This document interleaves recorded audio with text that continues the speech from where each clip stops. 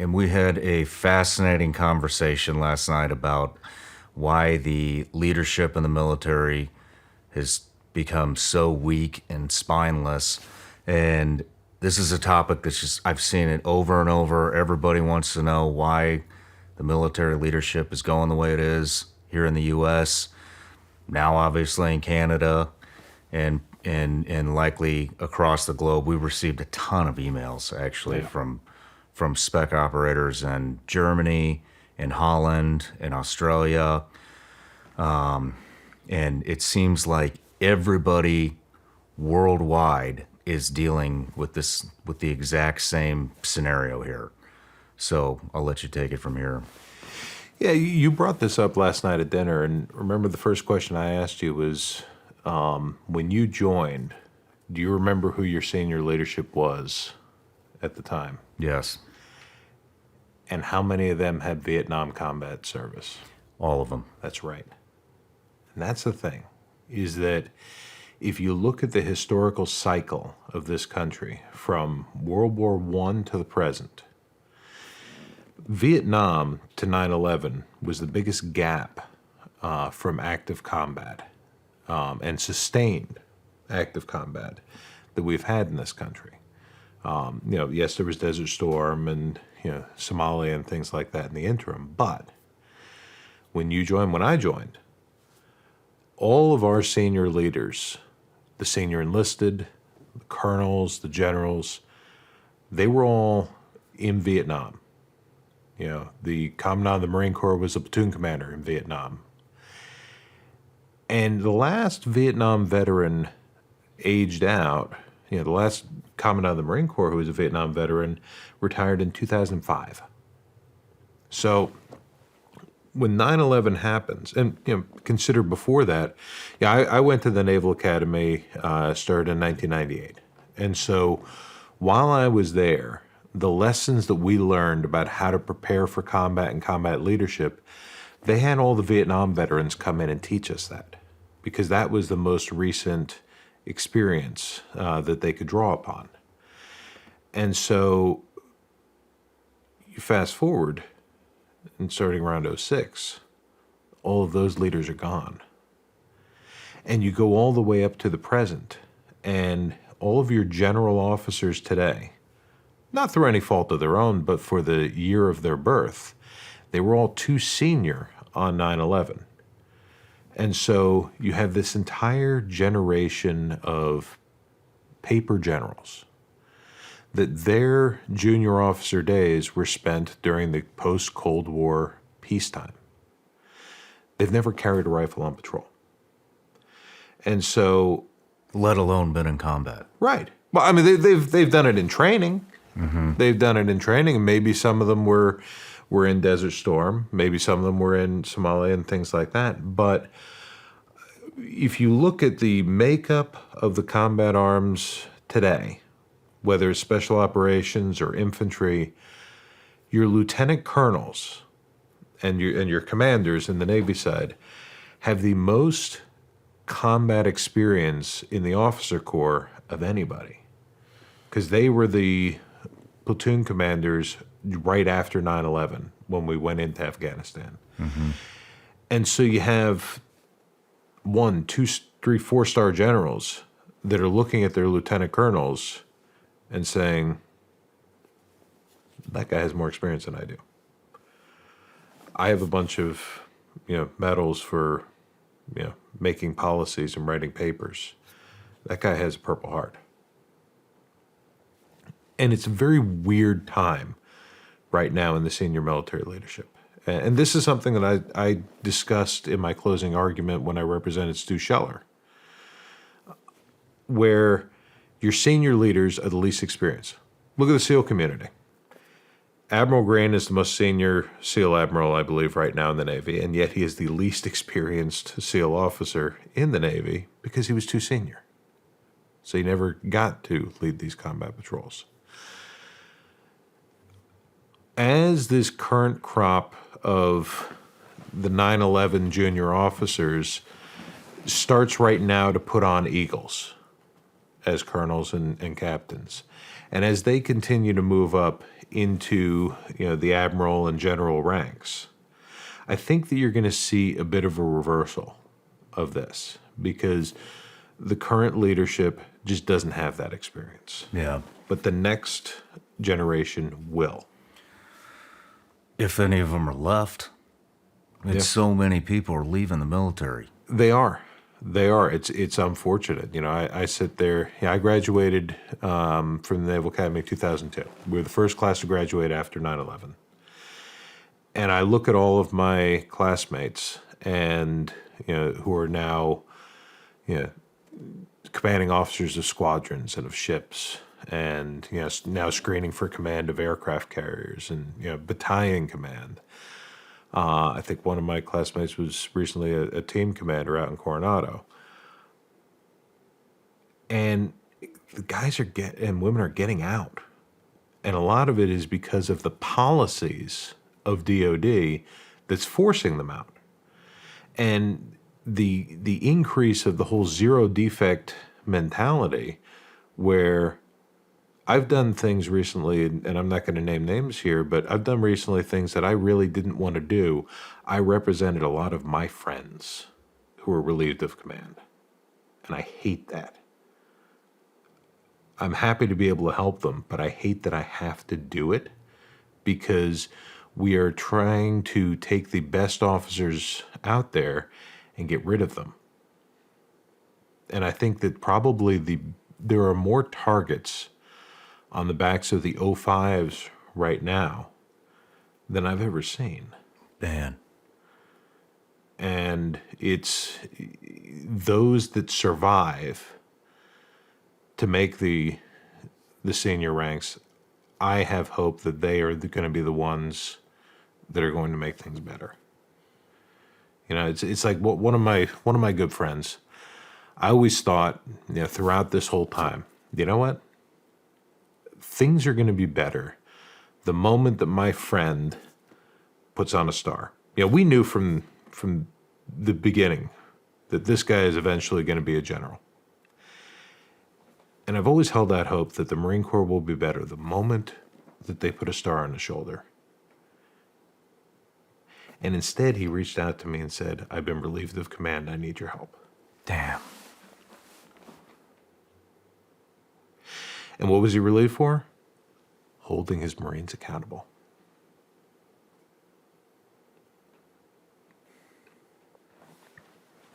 He was relieved for doing what we want our leaders to do.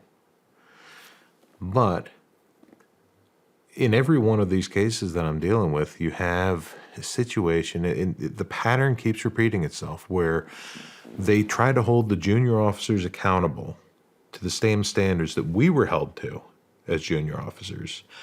And instead, rather than admit that you can't meet that standard or raise your performance up to meet that standard, they choose to file an IG complaint. And then that creates this whole investigation and vendetta where then the senior leaders come down and they say, you know what? It's easier to get rid of this guy than to do the harder right. And I will say that I'm in a weird situation with my job where everything I see in DOD is unfortunately the worst of what's going on.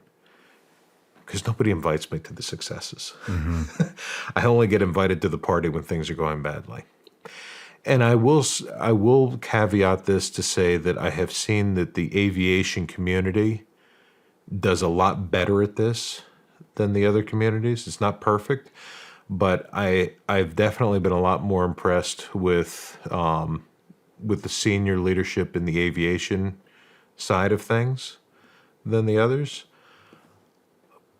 And part of that may be because that's the one community where you have flag and general officers who did fly combat missions. Interesting. Because unlike the SEAL teams where once you get above platoon command, you're out of the field, squadron commanders are still flying combat missions. So there may be an element of that in it too. but it's bad.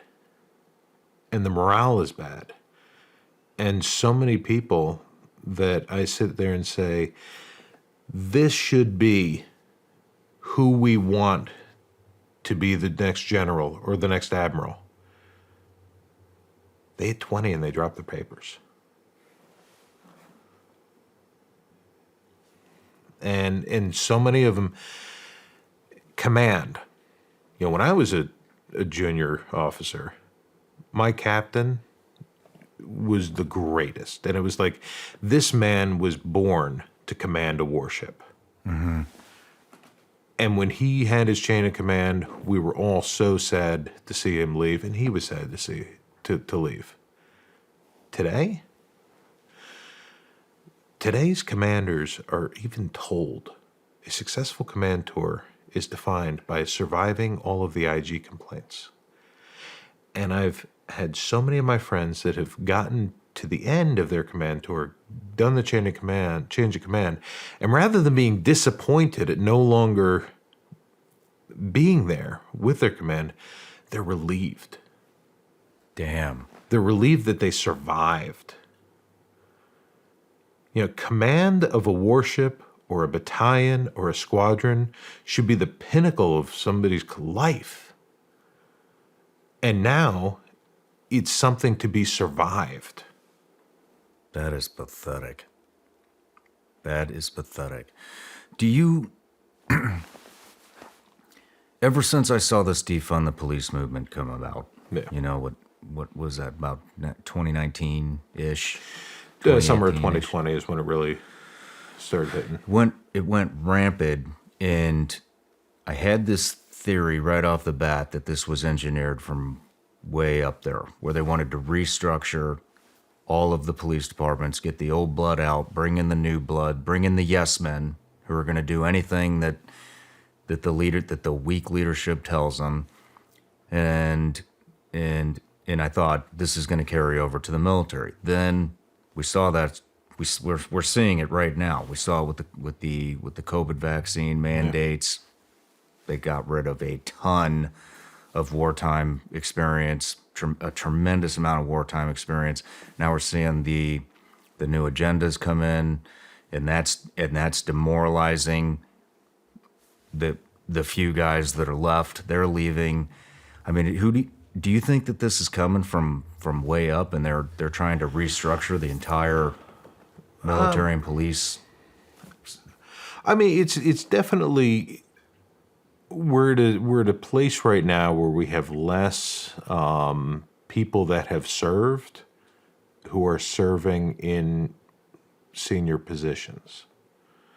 You don't have. I mean, think about years ago. How many members of Congress fought in the World War II? Yeah. You think about, you know, not having served, not having gone to Europe or to the Pacific was a liability for a political candidate at a certain point in time. Now, you have very few people that have served, and therefore very few people that have that understanding and experience and cultural understanding of what military and the police do. So I think that there is, you know, that factor. Now, one of the things that I enjoy seeing is more veterans that are now getting elected to Congress. I think the more of that on both sides of the aisle is a good thing, because the more people that you have that understand that and understand the principle of, for the good of the country, we come together and work together, even if we have differences of opinion, I think that's going to help to turn the tide. Is it all a conspiracy from the top to cut all these things down? I think that there may be an element of influence operations here from our enemies. You know, certainly, you know, who benefits the most from the weakening of the U.S. military? The Chinese. Correct. Russia. Correct. And you have the Chinese that are investing tons of money into our educational system, tons of money into this country to try and influence things. And as our leaders fight each other, they ignore the external threat. And sometimes don't even recognize that it's the external threat that has created the infighting. I believe that too, Tim. I am 100% in line with that. And I've been thinking that's what's going on for a long time. And I mean, to be honest with you, I don't think China could do a better job than they're already doing at dividing and demoralizing Right. America and its citizens and our allies too. Look at Right. Canada. I mean, look at, and I don't want to get into a whole discussion about election fraud and things like that, but if you look at 2016 and 2020, the greatest things that our enemies could have done was not to create fraud in the election to influence its outcome. It's to create the appearance of fraud. Because if there's an appearance of fraud in the election,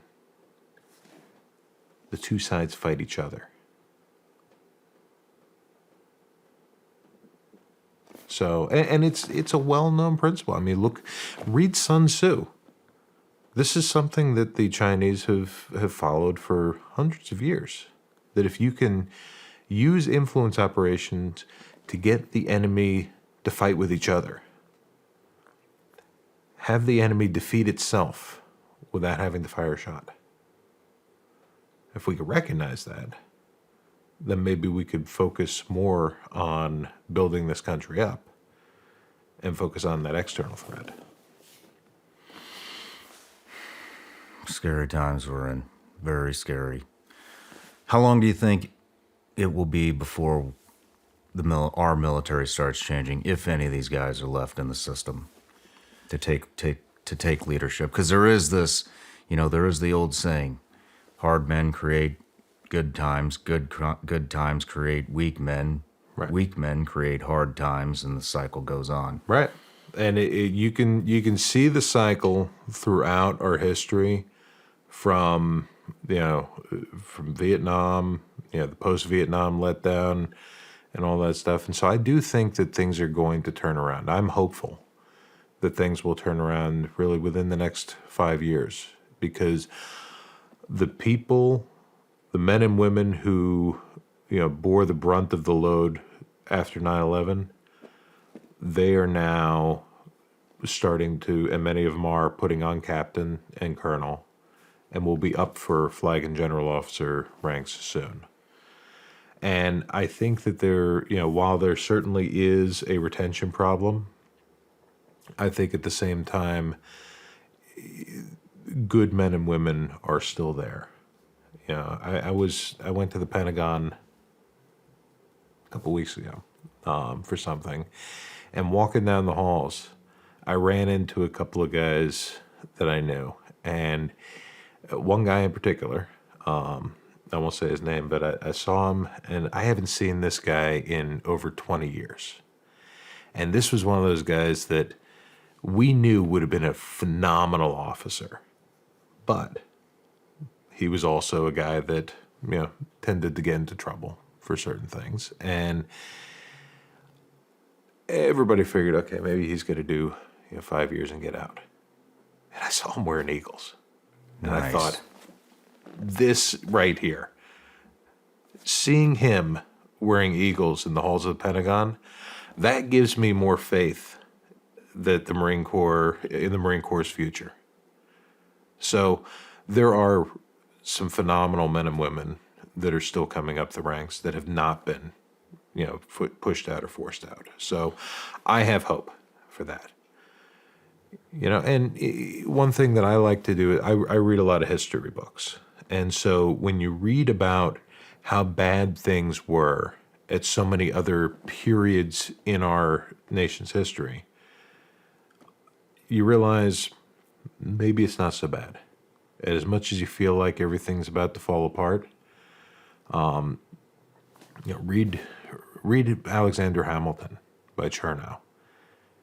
And in the later chapters where it talks about a lot of the political infighting, and you sit there and say, wow, that sounds so familiar.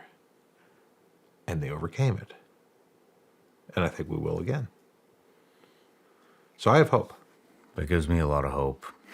It really does, because, I always try to keep a lot of hope, and I try to remain positive and that we're going to come out of this. But to be honest with you, until that conversation last night, I've been really reaching for something to grasp onto, just seeing where this goes. And this last thing with Canada, even though it's technically not our country, Right. but the same shit's happening in our country. Yeah.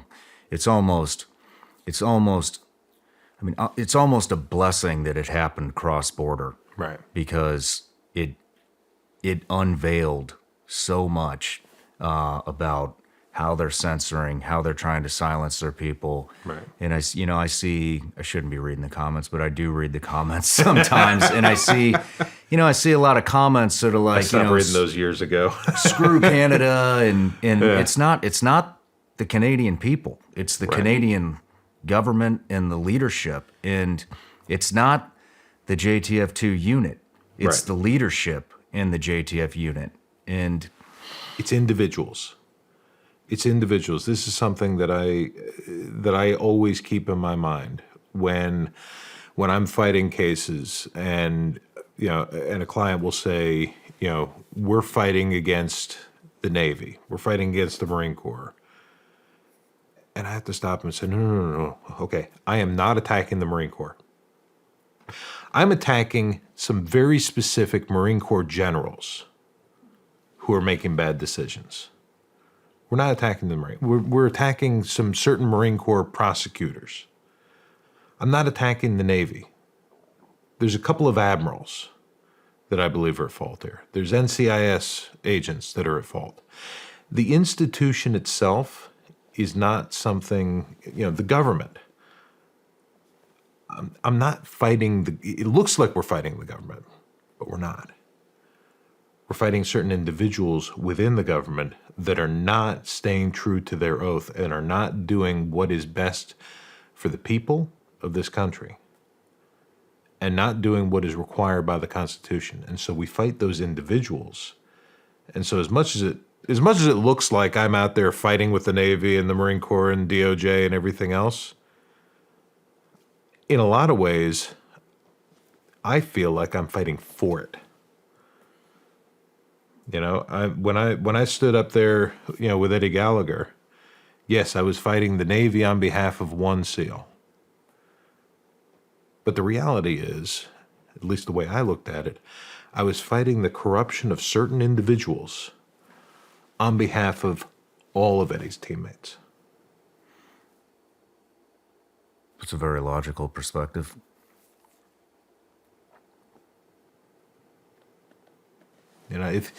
If you think of it as this monolith, then it can't change. But if you think of it as individuals, they can be replaced. Interesting. Hey everybody, I'm Shawn Ryan. Click here to subscribe to the Shawn Ryan Show YouTube channel for the hottest and most compelling interviews that you will not see anywhere else. I've also made a playlist of all the previous SRS episodes so they're easy to find. You can find that right here.